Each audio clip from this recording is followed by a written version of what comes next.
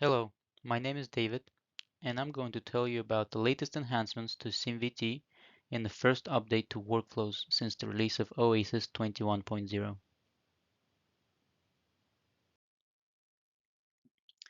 In this update, we have added a new ISO 18571-2024 correlation method based on the latest release of the standard.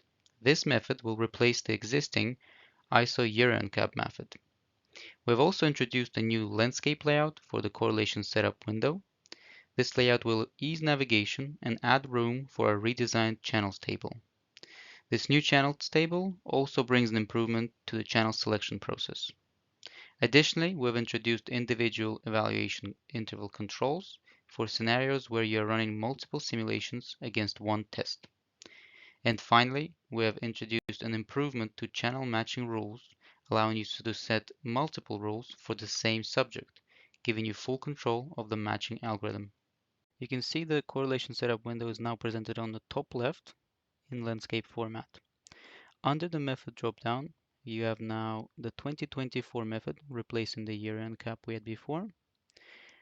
Just below that, we have now separately a calculate head excursion button, and to the right of that, we have a configure intervals button. Now, what configure intervals allows you to do is to set up intervals individually for each simulation versus reference pair.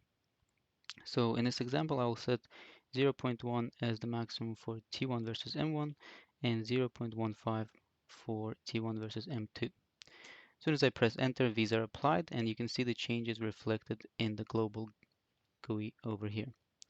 Moving on to channel matching rules, we have removed the mode selector. So if you want to add a general rule, you have to now go into subject and select general and proceed as previously. I will also demonstrate how to add multiple rules for the same ISO subject. I will add a 1 equivalent to 3 rule and a 2 equivalent to 4. And as you can see, these rules can freely coexist, and you can add as many of these rules as you want and delete them as you could previously. Moving on to the channel table, we now present simulation channels separately from reference channel.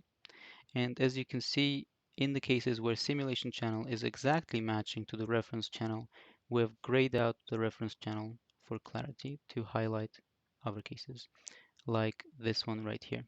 You can go ahead and select channels as previously. We've now added a reverse button to reverse your selection if you like to do so. And you can also type into the search. For example, I will type in head and see all of the head channels come up.